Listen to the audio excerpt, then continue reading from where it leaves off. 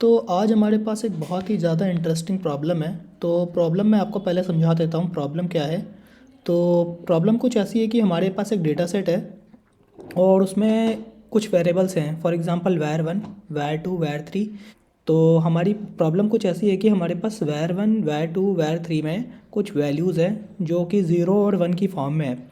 तो हमें क्या करना है कि हमें कुछ नए वेरिएबल्स बनाने हैं। फॉर एग्जांपल वैर वन, तो हमें एक नया कैरेक्टर वैर वन नाम का एक वेरिएबल बनाना है वैर वन के लिए।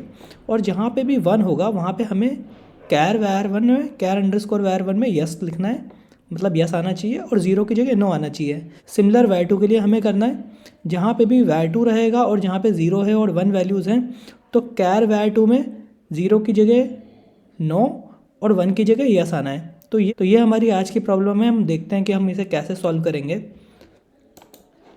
तो ये मैंने एक डेटा सेट बनाया हुआ है हैव नाम का, और उसमें मैंने कुछ तीन वेरिएबल्स बना लिए हैं, वैर वन, वैर टू, वैर थ्री नाम के। और उसमें कुछ ज़ीरो और वन मैंने रैंडमली, ज़ीरो और वन मैंने रैंडमली वैल्यूज़ असाइन कर दी है। तो इसको रन करते हैं पहले तो ये हमारा डेटा सेट इनिशियली क्रिएट हो गया है विद डिफरेंट वैल्यूज़ फॉर वैर वन, वैर टू, वैर थ्री। तो अब देखते हैं हम कैसे वैर वन के लिए, वैर टू के लिए और वैर थ्री के लिए कैरेक्टर वैर वन, कैरेक्टर वैर टू, कैरेक्टर वैर थ्री बना के उसमें यस और नो असाइन कर सकते हैं for zero and one. Okay, तो मैंने यहाँ पे क्या किया है, अपने नेक्स्ट स्टेप में मैंने सेट किया है हैव को, जो ऊपर डेटा सेट बना है उसको सेट को हैव डेटा सेट को वांट में सेट किया है।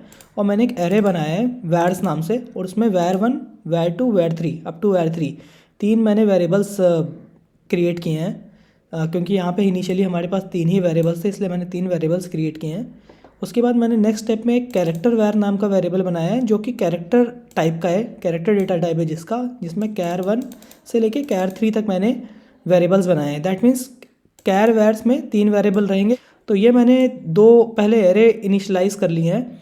उसके बाद मैंने क्या किया है कि एक डू लूप चलाया है from I equal to one से dim of vars. Dim of vars means यहाँ पे नंबर ऑफ वेरिएबल्स कितने हैं, यहाँ पे नंबर ऑफ वेरिएबल्स देखें तो हमारे तीन क्रिएट हो रहे हैं, वैर वन, वैर टू, वैर थ्री। तो डिम ऑफ वैर्स में वैल्यू थ्री आ जाएगी। तो ये loop I equal to one से लेके आई इक्वल टू थ्री तक रन करेगा। उसके अंदर मैंने क्या किया है कि मैंने कैर ऑफ वैर्स आई मीन्स जब आई की वैल्यू वन होगी तो कैर ऑफ वैर आई मीन्स कैर ऑफ वैर आई की वैल्यू जो रहेगी वो कैर वन होगी। करेक्ट, क्योंकि आई की वैल्यू जब वन होगी तो हमारा पहला कैरेक्टर बनेगा। करेक्ट, तो कैर ऑफ वैर वन में मैंने इफ़ सी के बेस्ड पे वैल्यू डिफाइन की हुई है, इनिशियलाइज की हुई है। तो वैर आई की वैल्यू अगर वन होती है, अगर ये कंडीशन ट्रू होती है तो हमारा यस यहाँ पे वैल्यू असाइन कर देगा, एल्स नो असाइन करेगा। तो हमारे पास एक सिंपल मल्टीपल इफ एल्स को शॉर्ट करने के लिए हमारी एक सिंपल कंडीशन होती है इफ़ सी। तो हम इसके थ्रू इस वैल्यूज़ को असाइन कर रहे हैं। बेसिकली इफ़ सी मीन्स है इफ़ पर्टिकुलर कंडीशन ट्रू है तो ये वैल्यू असाइन कर दे, if in case particular condition true नहीं है मीन्स फॉल्स है तो नो असाइन कर दे। तो इसके बेस पे हम वैल्यूज़ असाइन कर रहे हैं। तो इसको एक बार रन करके देखते हैं हमारे आउटपुट में क्या वैल्यूज़ आ रही है, और इसको हम प्रिंट करके देखते हैं।